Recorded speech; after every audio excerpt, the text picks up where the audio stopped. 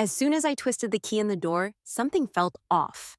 High heels from unknown folks were scattered right by the entrance, and the living room was a complete chaos, hinting at the same suspicion. Staying cool, I crouched to straighten up the shoes. When I glanced up, a stylish lady stood at the doorway of Noah Rear in my bedroom. She casually spun a lock of her hair around her finger, giving me a playful smirk. The cleaner? I stayed silent and headed straight to grab my stuff. The woman trailed me barefoot, constantly dropping hints about Noah to rile me up. But I didn't give a damn. I was stuck in the mute girl system. With only 3 days left to break free, I started secretly packing my things from Noah's place. But the bracelet that was supposed to be in the drawer was gone. Out of nowhere, the woman behind me flicked her wrist, and a clear jingle echoed. "Looking for this?" My heart dropped as I saw the bracelet dangling from her wrist. Noah had given it to me yesterday. At first, I thought it was lame, but now I kinda liked it. Stuff feels more precious when someone else wants it, right?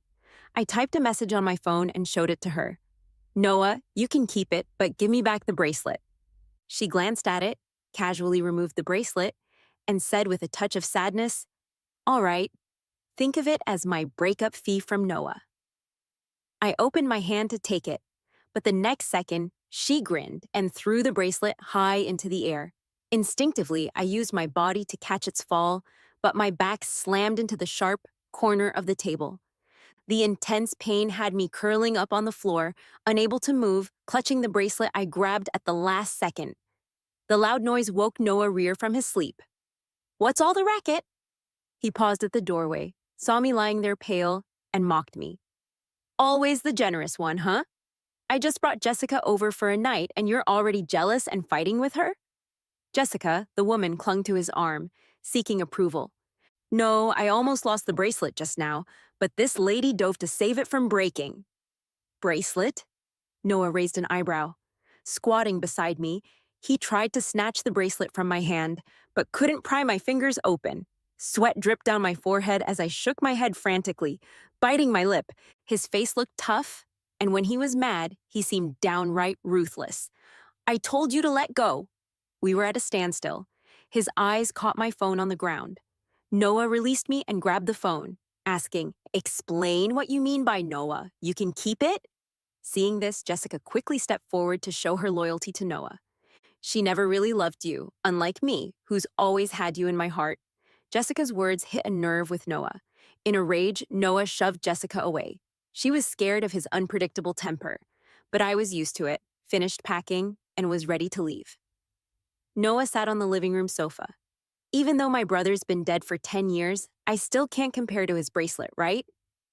I paused at the entrance, shook my head softly, and walked out.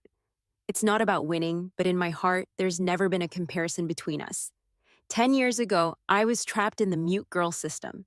As long as I stayed silent by his side for 10 years, I could make a wish and get $100 million. I quietly followed Noah Weir, always available whenever and wherever.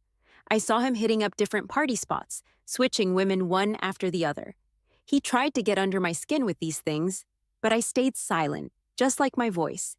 He kept trying to mess with me, but I stayed quiet. That day, he was drinking with some of his Playboy buddies. They joked about Noah's weird habit of keeping a mute girl around. Noah looked at me sitting in the corner with barely any presence and sneered, "It's because she can't talk that she's more patient than others. Who else could put up with me like she does?" The guys burst into knowing laughter after hearing this. I lowered my head even more, silently counting down the days I was bound by the system. I never liked Noah Weir. If it weren't for that wish, I'd hate being stuck by his side even for one more day. And that wish had nothing to do with him. I grabbed the bracelet and bought some flowers, heading to the Martyrs Cemetery. Angus Weir's tombstone was spotless, almost gleaming. But I still habitually pulled a handkerchief from my bag and wiped the photo on the tombstone bit by bit. He was Noah Weir's half-brother. Unlike the total jerk Noah, Angus was the nicest person I'd ever met. But for some reason, good folks always seem to have short lives. The day Angus died, I waited all night at Victoria Harbor. We had planned to watch the New Year's fireworks together, but he got wind from an informant last minute and had to bail. Until the fireworks lit up the sky, the entire night was bright. The crowd was lively, but like the fireworks, they vanished with time, leaving the place empty. Only I stood there until dawn. He never showed up. Ben, who always delivered messages for him, called me. He said Angus asked if the fireworks were beautiful and if I was crying again. Angus was super smart, able to predict everything that had happened after his death, except for my obsession. If fate wants lovers to part and good people to die young, then I'll defy it. Mr. Hood, the cemetery manager, saw me and greeted me. Miss Ivy, I've been seeing you here a lot lately. I smiled and nodded. Yeah, in a few days I can bring him home, because my wish is to bring Angus Reback back to life. Leaving the cemetery, I didn't go back to Noah's place, but headed to the small apartment Angus and I had bought together. We spent almost all our savings on it. When Angus died, it was still just an empty shell. Over the years, I lived frugally, using my paycheck bit by bit to finish decorating the place. Every rug, every table and chair, every cozy lamp was set up our way. As soon as he comes back, this will truly be a home. In the quiet night, the urgent knocking on the door was super jarring. I got up and peeked through the peephole to see Noah holding a bottle of wine. His face was red, his steps shaky, and he was yelling for me to open the door. I frowned and immediately turned off the lights inside, pretending no one was home. Seeing no answer to his knocking, Noah smirked, set the bottle down, and kicked the door hard. Leaning against the door, the vibrations still made my heart race. He stood outside for half an hour, lights on, knowing I was inside. Open the door. If you don't, we're done. I'll count to 3. This was Noah's usual move. Every time we had a fight, he'd threaten to break up. I couldn't leave him, so I always gave in. This trick always worked for him. 1, 2. Noah's countdown felt like a dull knife slicing into my heart. Only 3 days left. I couldn't break up with him, or all my efforts would be wasted. I took a deep breath, quickly opened the door, stepped out, and immediately shut it behind me. I didn't want Noah to come in, so I had to leave. The hallway lights flickered on and off. Half of Noah's face was hidden in the dark, his eyes gleaming as he stared at me, his tone sounding way more satisfied. I knew you wouldn't leave me. His tall frame easily pinned me against the door with one hand. The strong smell of booze made me uneasy, and I turned my head away from his advances. Noah paused, then chuckled softly like he was thinking of something. You acting all pure in front of my brother's house? His words were always harsh. Even though I tried not to listen, I couldn't help but want to slap him. You and he were definitely a perfect match. One pretended to be distant and wouldn't be with me, then came running after my brother died, sticking by my side for 10 years. The other pretended to be distant and wouldn't acknowledge my dad, insisted on being a cop, and ended up dead with not even a bone left to pick. Ivy, what do you think my brother would say if he knew I still have you in the end? All right, I couldn't hold back. As Noah kept talking, I slapped him right across the face. I was shaking with anger. I didn't care what Noah said about me, but he was the last person to judge Angus. Noah Weir grew up as the pampered kid of the powerful Weir family empire. Angus Weir didn't, like me, he grew up in an orphanage. In the first few days there, I didn't dare talk to anyone. Even though the orphanage was full of kids, there were more wolves than sheep, and a survival of the fittest system naturally formed. The taller kids always took my share of food. They gave me the dampest, smelliest bedding and made me do all the dirty work no one else wanted. As time went on, I not only got rashes all over, but also became the scrawniest kid in the orphanage. Whenever someone came to adopt, they'd wrinkle their noses and avoid me. One by one, the kids were adopted, and I was always left behind. The director shook his head whenever he looked at me and gave me a new name. Let's call you Ivy. Sounds hopeful. If someone might adopt me someday, my name was a small, unattainable concept. It also meant I was always a bit unlucky in whatever I wanted to achieve in life, until our orphanage merged with another. More kids, whom I couldn't compete with, showed up, and my chances of being abandoned and bullied shot up. One night, I decided to run away. I hid in a patch of grass full of flies and bugs, staying low for a whole day. The scorching sun and my dry lips left me drained. Finally, when they gave up searching and were about to turn off the lights, my chance came. I tied sheets into strips and hung them over the wall. But just 20 centimeters from the top, the strip broke. I fell from the wall and busted a leg. I was caught and brought back. The director beat me with a bamboo stick and locked me in the confinement room. When my time was up, an older boy came to get me. He was way composed for his age, still looking boyish, But he spoke seriously and earnestly. He told me, if you want to leave here, you first need to give up running away. Later, he taught me how to stand up for myself, how to fight for what was mine. I helped him take care of a stray cat in the backyard, just like us. He saved up all his labor credits for a year to get me a birthday cake made entirely of plant-based cream. I started getting curious about him. I asked, "You don't have any flaws or illnesses, and you look good. Why isn't anyone adopting you?" He said it was because he was waiting for his mom to come and get him. When someone came to adopt, he'd play dumb and pretend to be sick, doing everything to be left behind, so he could wait for his mother. I laughed and said, "No one wants to adopt me either. We can keep each other company, pretend we adopted each other." Then, one day, a group of obviously wealthy people came. He shoved a bracelet into my hand and pushed me out from behind. Instinctively, I turned to look, only to see him running into the basement without looking back. The group saw the bracelet and, excited, took me away despite my resistance. I later found out these were people from the Weir family. Mr. Weir had a first love, and they used a bracelet as a token of their affection. Later, Mr. Weir ditched his pregnant girlfriend for a family marriage and married someone else. In his old age, Mr. Weir, now powerful, wanted to find the mother and child he had wronged.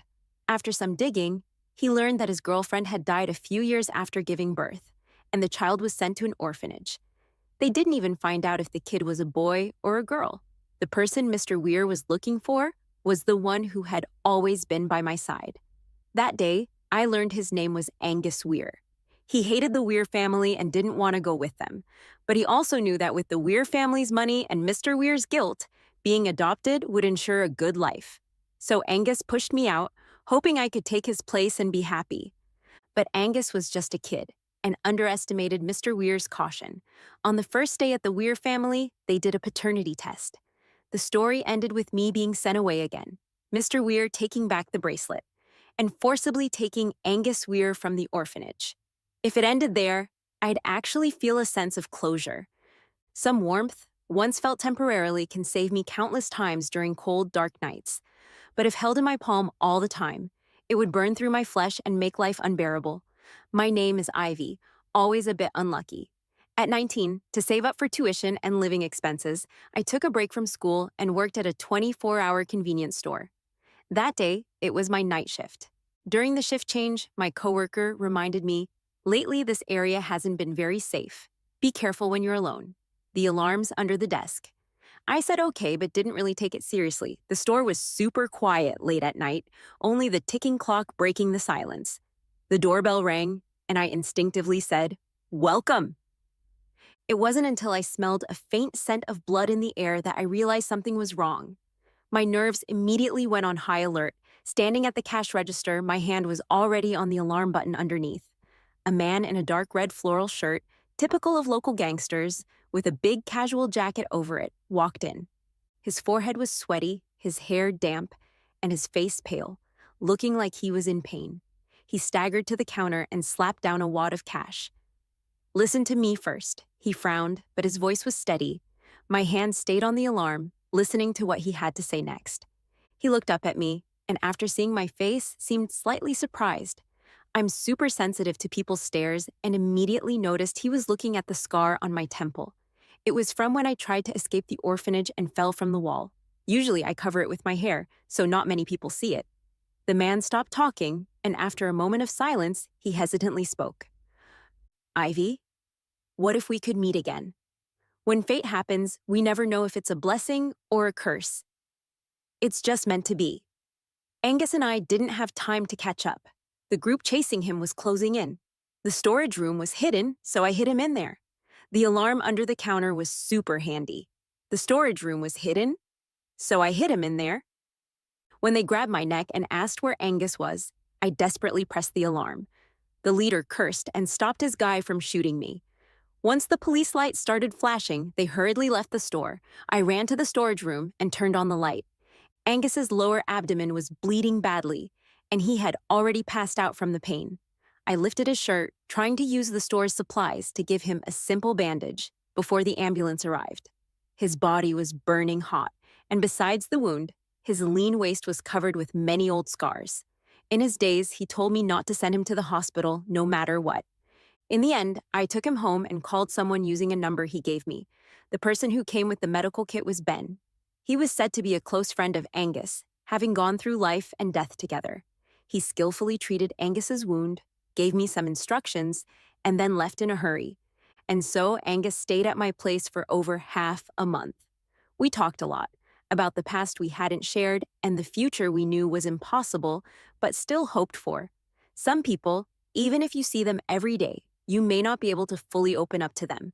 But some people, even after many years, even if their appearance is no longer the same as in your memory, can instantly fill all the gaps of the past, as if you were never apart. Angus told me that after the Weir family lifted his house arrest, he went back to the orphanage to look for me. But by then, I had already successfully escaped. He didn't like that home and would rather be a free bum than be part of the Weir family's facade. He came here initially just to get as far away from the Weir family as possible. Later, he found a career here that he was willing to fight for all his life, so he stayed. I asked him what exactly he was doing. Angus said, "As you can see, a thug collecting protection fees." What kind of lifelong career is collecting protection fees? And why wouldn't he go to the hospital with so many injuries? Angus said nonchalantly, "No health insurance, can't afford it." He was willing to answer all my questions, except he wouldn't seriously answer these two. I'm not stupid. Even if he didn't tell the truth, I could kind of guess. We had a tacit understanding and never mentioned it again. He came here to avoid the Weir family and pursue his own ideals. And I came here because the hourly wage for part-time work is the highest. Such a 1 in a million chance encounter could actually happen to me. For the first time, I started to like my own name. Angus might be just as grateful as I am for such a twist of fate. He often brings Ben to the store to buy some random stuff. They could spend an hour carefully picking out a pack of cigarettes together. The store manager even asked me in private if I had hired 2 bodyguards to protect me. At first, he only showed up during mealtimes, using it as an excuse to ask me out for dinner. Later, he started waiting at the street corner half an hour before my shift ended, showing up at the convenience store right on time. On Christmas Eve, Angus was sitting in a sports car, wearing flashy red sunglasses. As soon as I stepped out of the store, he honked the horn. He pushed up his sunglasses, and his affectionate eyes looked at me with a smile. "Hey, beautiful, care for a ride?" "Idiot! Who rents a convertible in the middle of winter?" The biting wind quickly taught Angus a lesson, and within 2 minutes, he put the top up. A Christmas tree as tall as a small house was set up by the West Kowloon waterfront. The dazzling lights lit up at night, looking like a sprinkle of diamonds on the tree from afar. Before coming, a coworker used a curling iron to give me big waves. She said that with the curls, I'd become a fashionable girl and mesmerize my boyfriend. Boyfriend? This word kept echoing in my mind. Each time it made my heart beat like a drum. I didn't know if Angus was mesmerized, but he spent the entire night rubbing his chin against the top of my head. I heard him mumble, "You feel like a teddy bear, stupid straight guy." When the clock struck 12, Angus pulled out a box from behind him and handed it to me. "Merry Christmas!" I carefully opened the box. The first Christmas gift I ever received was a bracelet from Angus. This bracelet was one of the few relics left by his mother. The gift felt incredibly heavy in my hand, and I didn't dare to move. Such a heavy gift, I couldn't bear it. Angus seemed to see all my insecurity and embarrassment, and he stood right in front of me. In the cold wind of the night, Angus's ears were red from the cold, his eyes still deep and bright, leaving an unforgettable mark on my heart. He said, "It doesn't just mean probability. It can also signify something uniquely precious. It can also mean all my happiness is in seeing you at that moment." I said, year after year, I would be happy next year. Finally, this year, it came true. Winter has come again. Angus, let's spend it together. After Christmas, Angus didn't show up for a long time. I couldn't reach him by phone. Only Ben occasionally came to the store to let me know he was okay. I asked him when Angus would be back. Ben scratched his head, clearly not having a definite answer from Angus. Days passed uneventfully. The store got new collaborative merchandise. I was busy putting several boxes of items on the shelves. Squatting for too long, I felt dizzy when I stood up, and my body instinctively fell backward. A large, warm hand instantly caught me. Angus suddenly appeared behind me. It seemed he'd been there for a while, and I was slow to notice. Angus just looked at me quietly, the tenderness in his eyes dissolving all the distance of the past days. I joyfully threw myself into his arms, the scent of cedar instantly enveloping me. Why are you here? Don't you remember you're my bodyguard? I'm here to collect some protection fees. With that, Angus wrapped me in his thick coat and gently kissed my forehead. From that day on, every time I stood in front of that shelf arranging goods, I would expect Angus to suddenly appear behind me. After Angus's death, this feeling only grew stronger.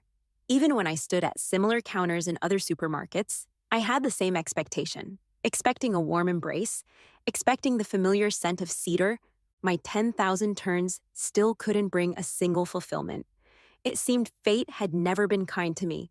Every gift that made me lower my guard eventually got taken back in an even more tragic way.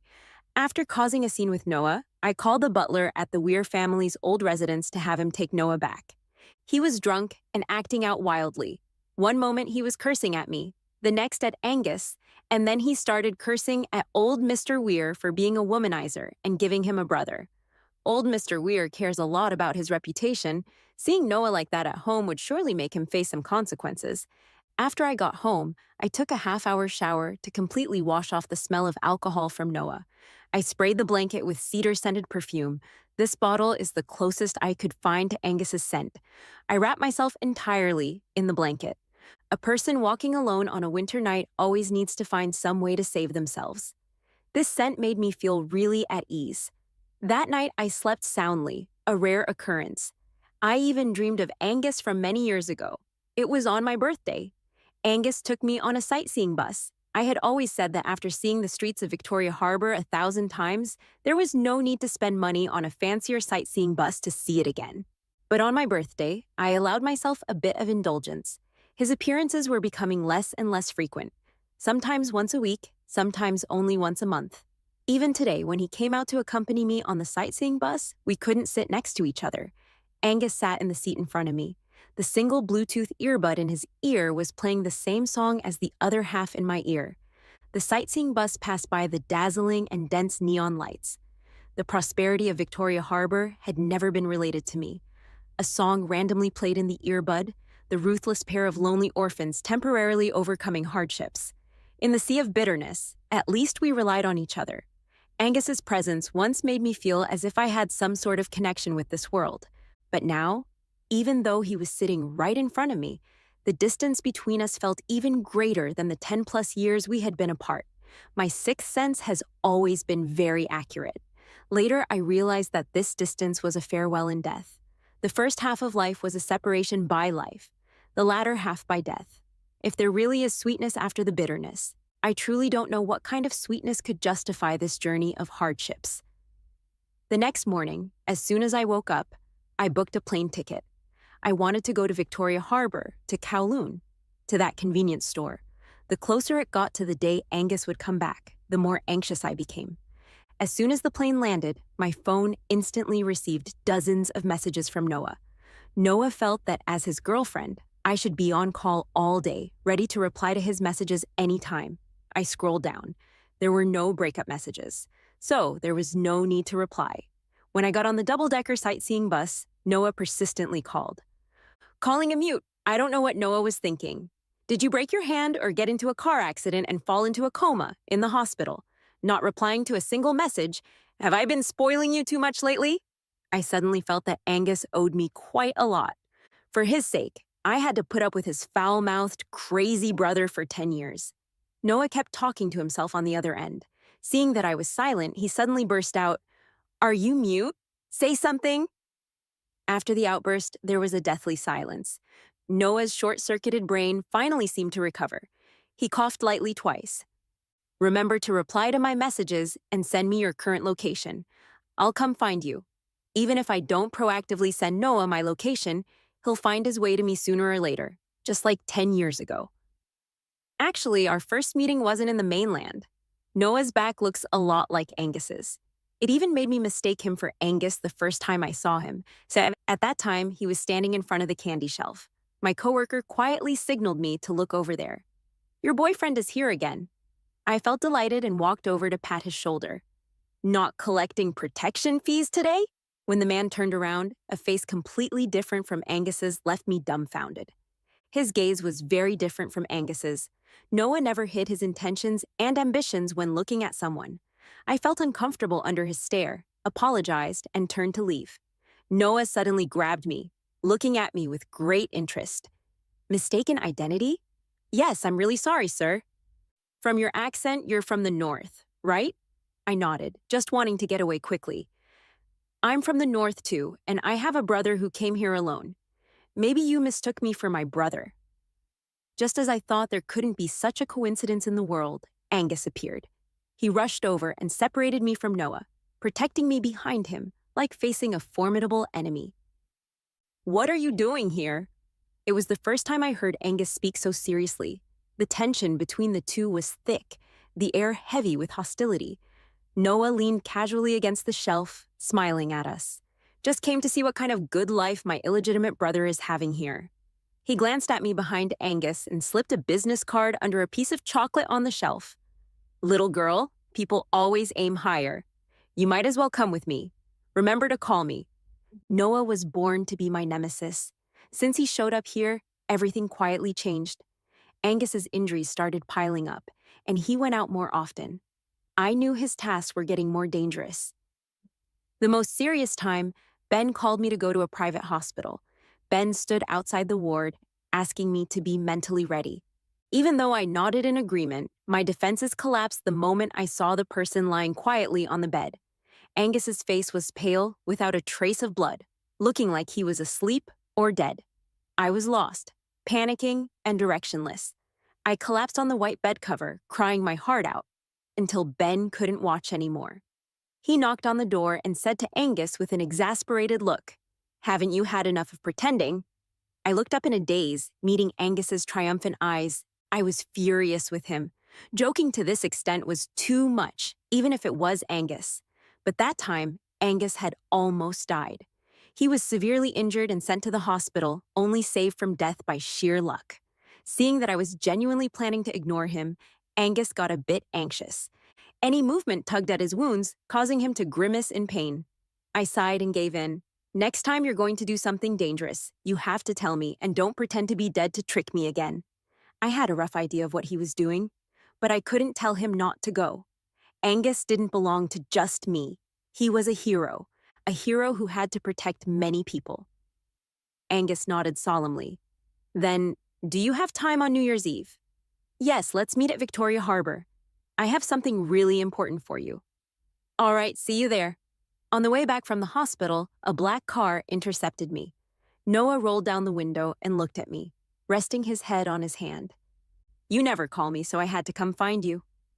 Ever since our first meeting, Angus warned me to be careful with his younger brother. Noah is deeply scheming. Whatever his brother likes, he wants to take away. His pathological desire to win has long blinded him. I couldn't be bothered to respond to Noah throwing another olive branch at me because of his ridiculous need to win. He smiled at me as I walked away and called out, "Let's make a bet, you'll regret it soon." Noah was right. A month later, I went to find him, clinging to his side shamelessly, because Angus had died. That day, Ben handed Angus's will to me. Before every mission, they'd write a will for their family. Angus's will was always written for me since he had no other family. The will was a thick stack. Each letter was a moment of life and death. There were many moments in the past that I didn't know about when I almost lost him. But this last time, Angus ran out of luck and couldn't come back to me. Ben said that the last will was recorded in audio form because the mission was urgent. The background noise on the other end was a bit chaotic. It took a long time for Angus to speak.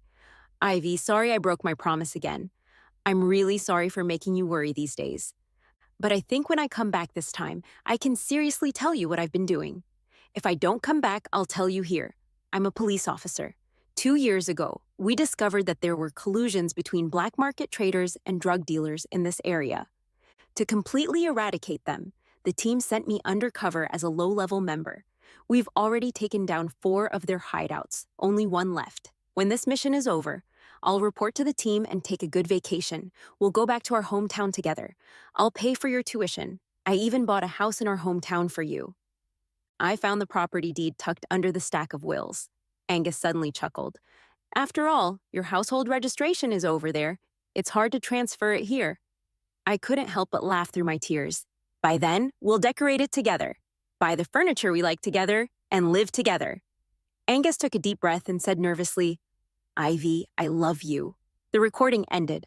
I stood in the bustling crowd, listening to that last sentence over and over again. Victoria Harbor never sees snow, but suddenly, I felt there should be a heavy snowfall right now to protest against an unjust world that lets good people die young. But it doesn't matter. I will defy fate and bring Angus back.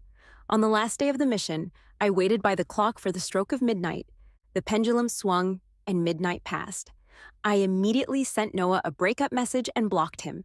As dawn broke, I arranged to meet Ben. It was time for the 10-year-old truth to be revealed. I handed him a USB drive. It was filled with evidence of Noah's collusion with gangsters and drug dealers leaking police operations 10 years ago. Noah Weir, that fool. Did he really think I stayed by his side for 10 years just to be a mute punching bag? I sensed something was wrong back then. Noah's appearance and his words were too coincidental. I endured for 10 years and investigated for 10 years. The Weir family had long been rotten. Since the old Mr. Weir became somewhat senile and Noah took control of the family, it was all gold and jade on the outside, but rotten on the inside. I not only found evidence of him being a double agent, but also found a lot of evidence of the Weir family's bribery. Whether it's the criminal court or the military court, Noah Weir won't get away with it. Ben held the USB drive to his chest. The nearly 2-meter-tall man silently cried in front of me. Thank you, justice will prevail. No good person should die in vain.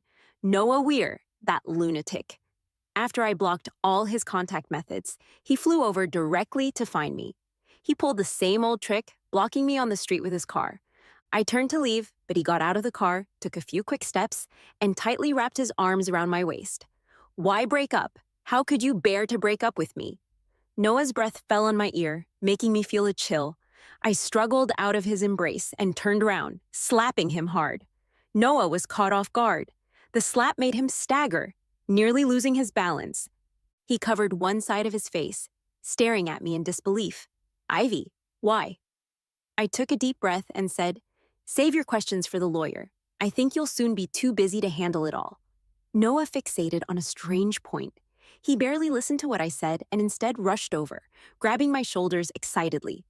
Ivy, you can speak. When the system found me to do the mission, it let me choose a side effect. I chose not to speak. With some people, saying one more word feels too much. And with some people, 1,000 words are not enough. Noah Weir was the former. Facing him, I had nothing to say, so I chose to be mute. I pried Noah's fingers off one by one, word by word. Not only can I speak now, but when we get to court, I'll do my best to testify. Traitor, just wait to rot in prison. Noah frowned, looking deeply hurt. Ivy, I don't understand. We were fine just a few days ago. If you're mad at me for giving away your bracelet, I apologize. I just wanted more of your attention. Ivy, let's not do this anymore, okay? Come back with me. Let's live well together. People who make mistakes have no right to say live well together. If someone like Noah Weir could live well, that would be the greatest injustice. I hate Noah Weir. I hate him with a gnashing of teeth. He didn't feel my hatred before, so now he just thinks I'm throwing a tantrum. But every silent night, I restrain the monstrous hatred in my heart. I restrain myself from killing the person lying beside me with one stab. It's not worth it. This hatred has brewed for 10 years, becoming an indelible habit. Noah Weir, people can't fall in love with beasts, let alone you, who are worse than a beast. The security here is much better than 10 years ago. Noah's pulling and tugging quickly attracted the police. I successfully broke away from him, because today I have something more important to do. The system said that on the day it snows in Victoria Harbor, Angus would return. So I waited at Victoria Harbor. The prosperity here is as before. I know this peace and prosperity were exchanged with the lives of countless people like Angus. So, 10 years of Ivy's life for Angus's life was worth it. But it never snows in Victoria Harbor. I stood from the afternoon until the evening. The distant bells rang. The first day of task completion ended. Angus still hadn't appeared. My voice and the money in my card had arrived. Only Angus hadn't come. I was so cold that my hands and feet were stiff. The patrol team reminded me not to stand here for too long. I smiled and replied, "I'll leave once I pick up my husband."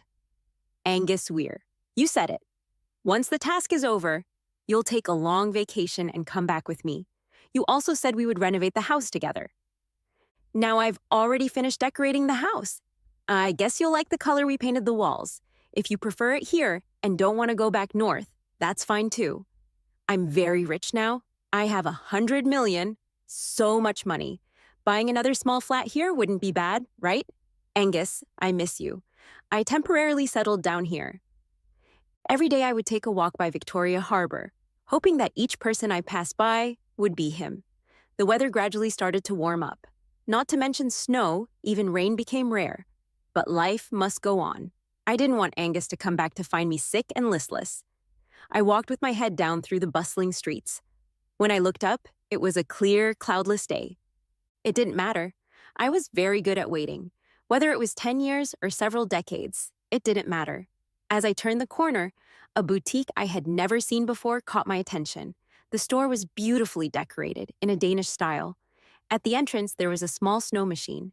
Delicate, light snowflakes fell into my palm. If only you were real, how wonderful it would be. I blew the snowflakes off my palm and kept walking. The phone in my coat pocket rang. I took it out and saw it was an unfamiliar number from out of town. "Hello, who is this?" There was no response from the other side. It was very quiet. "Hello?" Just as I was about to hang up, a familiar voice came through the receiver. "Hey, beautiful, care to join me for a ride?" Victoria Harbor had no snow, but this snow had been falling in my heart for 10 years. At this moment, it finally stopped. The snow cleared and the skies were bright. From then on, every day would be a good day.